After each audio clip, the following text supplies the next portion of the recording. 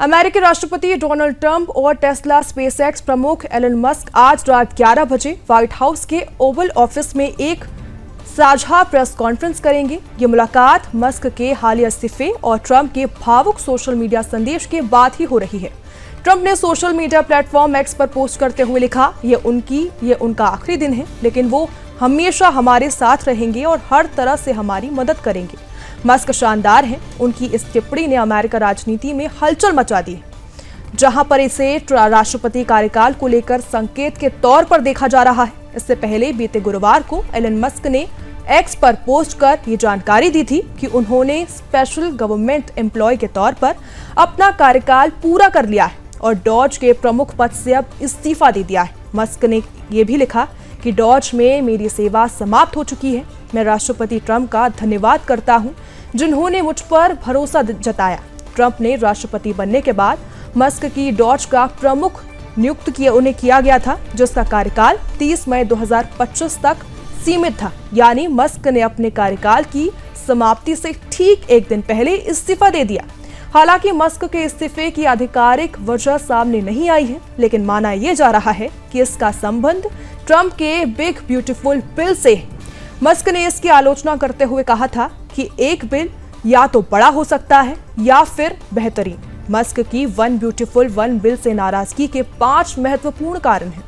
पहला कारण income tax और स्टेट टैक्स में 2017 में की गई कटौती को स्थायी बनाना। दूसरा कारण ओवरटाइम और सोशल सिक्योरिटी इनकम पर टैक्स कटौती का प्रस्ताव देना।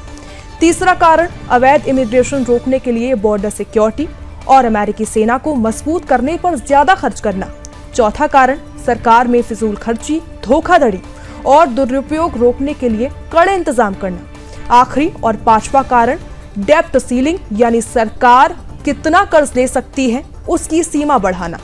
अब आगे डॉज का क्या होगा, इसको भी 4 बिंदुओं से समझते हैं।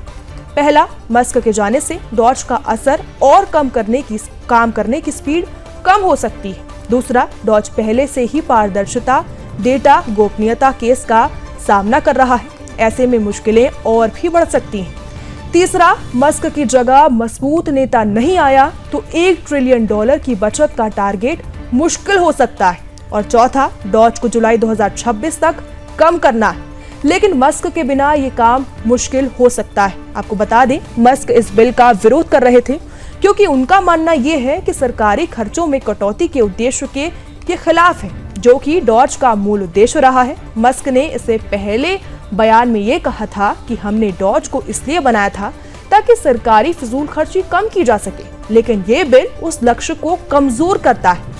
अब सबकी निगाहें आज रात होने वाली प्रेस कॉन्फ्रेंस पर टिकी हैं, जहां ट्रंप और मस्क अपनी भूमिकाओं, मतभेदों और भविष्य की योजनाओं को लेकर अहम ऐलान कर सकते हैं।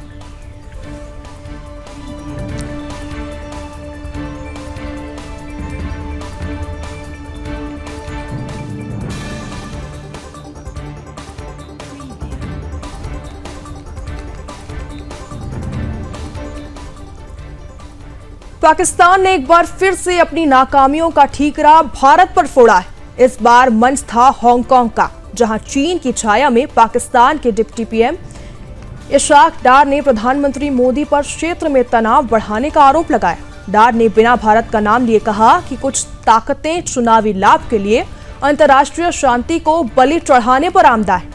आगे ये भी कहा कि पूर्वी पड़ोसी की उकसावे वाली कार्रवाई ने क्षेत्रीय और वैश्विक शांति और सुरक्षा के लिए गंभीर खतरा पैदा किया है। डार का इशारा साफ तौर पर भारत और प्रधानमंत्री मोदी की ओर था। उन्होंने भारत पर सिंधु जल संधि जैसे अंतर्राष्ट्रीय समझौतों को निलंबित करने, मानवाधिकारों के उल्लंघन और उकसावे की कार्रवाई करने जैसे निराधार आरोप लगाए। लेकिन हकीकत यह है कि पाकिस्तान खुद आतंक को पालने वाला देश है, जो कश्मीर से लेकर खालिस्तान तक की आग को हवा देता आ रहा है।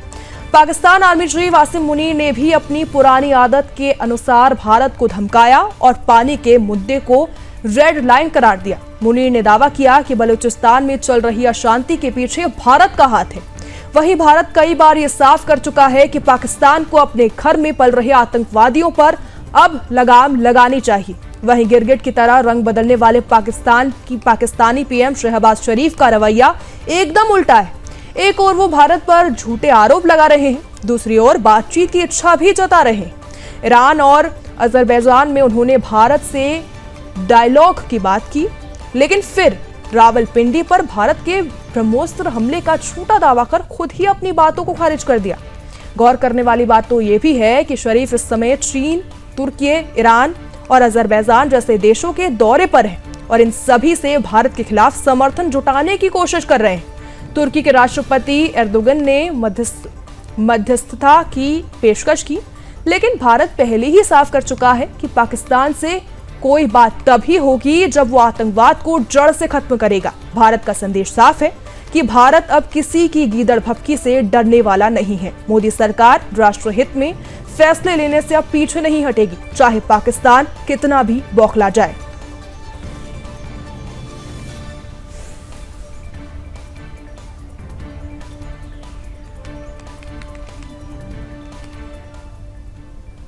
भारत के खिलाफ झूठा प्रचार करने और खालिस्तानी आतंकवाद को खुला समर्थन देने वाला कनाडा अब भारत से रिश्ते सुधारने की कोशिश में लग गया है।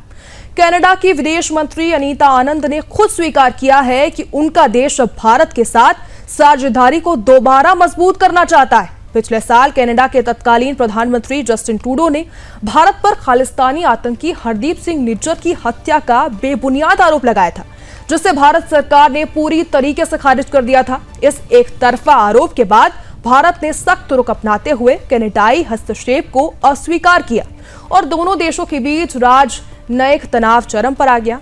दोनों ने अपने अपने राजनयिकों को निष्कासित कर दिया और व्यापारिक बातचीत भी ठप्प हो गई थी।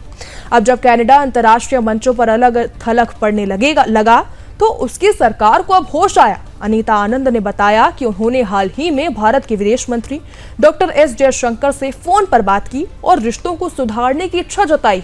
उन्होंने बताया कि हम एक एक कदम आगे बढ़ रहे हैं, इस केस की जांच चल रही है, लेकिन हम भारत के साथ साझेदारी को फिर से मजबूत करना चाहते हैं। विशेषज्ञों की माने तो कनाडा की सरकार तो अब ये समझ उनको आने लगा है कि खालिस्तानी तत्वों को खुली छूट देने से भारत जैसे मजबूत राष्ट्र को आंखें दिखाना संभव नहीं। कनाडा को यह भी समझ होगा कि भारत अब 90 के दशक वाला कमजोर देश नहीं रहा, बल्कि आज का भारत वैश्विक मंच पर एक निर्णायक शक्ति है, जो आतंकी मानसिकता और राष्ट्रद्रोह के खिलाफ बिना झुके कार्रवाई करता है। रिश्ते सुधारने की बात तो ठीक है, लेकिन अब सवाल ये है कि क्या कनाडा सरकार खालिस्तानी आतंकी संगठनों के खिलाफ कड़ा कदम उठाएगी? क्या भारत की संप्रभुता पर सवाल उठाने वाले और गुरु ग्रंथ साहिब की बेदबी वाले तत्वों को जेल भेजा जाएगा? जब तक कनाडा कथनी और करनी में फर्क नहीं मिटाता, तब तक भारत को सतर्क रहने की जरूरत है। ये खबर दर्शाती है कि भारत ने विश्व मंच पर अब ऐसी स्थिति बना ली है जहां कोई भी देश अगर झूठ फैलाएगा तो उसे पीछे हटना ही पड़ेगा।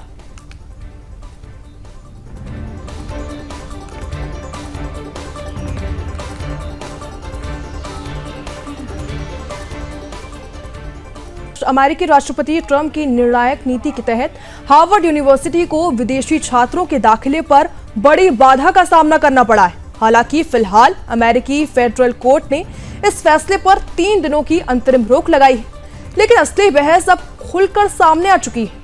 क्या अमेरिका की टॉप यूनिवर्सिटी वामपंथी, यदूही विरोधी और चीन समर्थक एजेंडों की गुप्त प्रयोगशाला बन चुकी है? ट्रंप प्रशासन का स्पष्ट आरोप है कि हार्वर्ड यूनिवर्सिटी में यदूही विरोध और कट्टर विचारधाराओं को बढ़ावा मिल रहा है। साथ ही चीन की कम्युनिस्ट पार्टी से इसे गुप्त संबंधों की भी बात सामने आ गई है।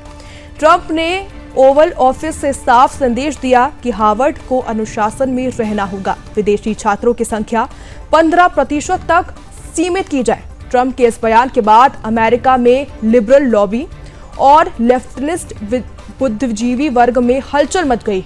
हार्वर्ड के वकीलों ने कोर्ट में इसे राजनीतिक बदले की कार्रवाई बताया, लेकिन कोर्ट ने फिलहाल केवल 30 दिन की राहत दी। बता दें कि अमेरिका में F1 और J1 वीजा पर पढ़ाई करने वाले छात्र अक्सर उस विचारधारा से प्रभावित होते हैं जिसे हार्वर्ड जैसी संस्थाएं कथित रूप से बढ़ावा देती हैं।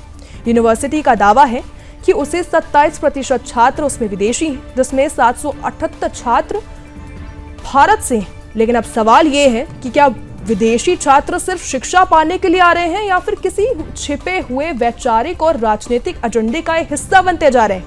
हार्वर्ड पहले ही ट्रंप प्रशासन के एक और फैसले से जूझ रही है, जिसमें $3 अरब की फेडरल रिसर्च फंडिंग रोकने की कार्रवाई जारी है। यह मामला अमेरिका में शिक्षा को राष्ट्र विरोधी विचारधारा से मुक्त करने की दिशा में एक बड़ा कदम माना जा रहा है। ये केवल हार्वर्ड नहीं बल्कि पूरे वामपंथी शिक्षा तंत्र पर सवाल है। क्या शिक्षा की आड़ में चल रही राष्ट्रघात की फैक्ट्री है?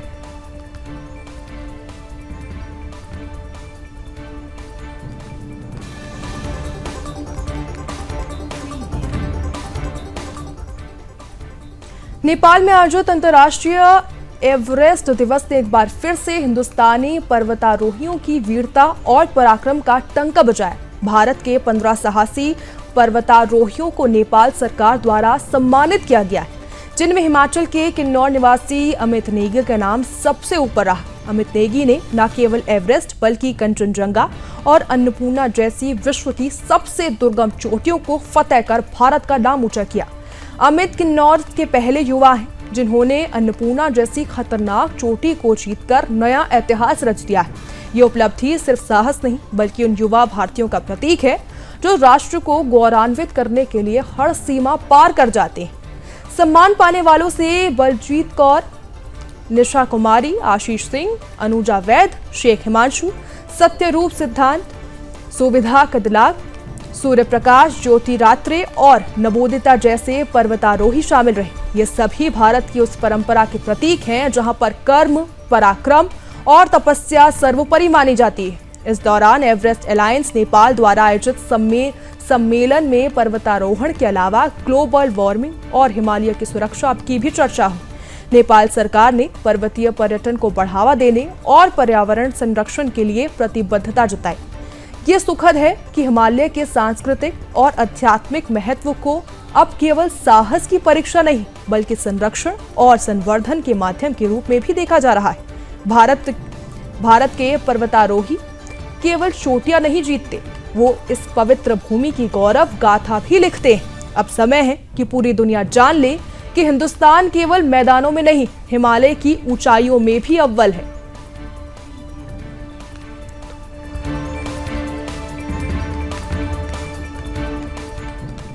पंजाब के बटाला जिले में बढ़ती आतंकवादी घटनाओं और अराजकताओं पर कड़ी कार्रवाई करते हुए बटाला पुलिस ने अंतर्राष्ट्रीय स्तर पर गैंगस्टरों की गिरफ्तारी के लिए इंटरपोल से 5 कुख्यात आतंकियों के खिलाफ रेड कॉर्नर नोटिस हासिल किया। बब्बर खालसा के आतंकवादी और गैंगस्टर हरप्रीत सिंह उर्फ हैप्पी पासिया सहित 5 अपराधी विदेशों में बैठकर स्थानीय बदमाशों को बम धमाके, टारगेट किलिंग और फायरिंग जैसी घातक घटनाओं को अंजाम देने के लिए निर्देश दे रहे थे।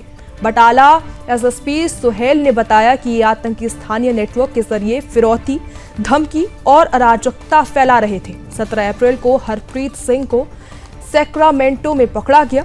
अभी फिलहाल अमेरिका की आईसीई एजेंसी ने उसे हिरासत में लिया है। पासिया अवैध तरीके से अमेरिका में छुपा हुआ था और बर्नर फोन से छुपने की कोशिश कर रहा था। एफबीआई ने आतंकवादी हमलों में उसकी भूमिका की पुष्टि की। बटाला के उद्योगपतियों को विदेशों से मिली धमकी कॉल्स का कनेक्शन विदेशी आतंकी नेटवर्क से पुलिस ने फिरौती, धमकी और बम धमाकों को रोकने के लिए विशेष टीमों का गठन किया। भारत और पंजाब को आतंक से मुक्त करने के लिए कोई कमी नहीं छोड़ी जाएगी। आतंकवादियों को चाहे विदेश में छुपा हो या फिर अंदर छुपाया जा रहा हो, देश की सुरक्षा के लिए सभी खतरों का मुकाबला करना जरूरी है। पंजाब पुलिस और केंद्र सरकार की इस कड़ी कार्रवाई से साफ संदेश जाता है कि देश के अंदर आतंकवादियों के लिए कोई भी जगह नहीं है।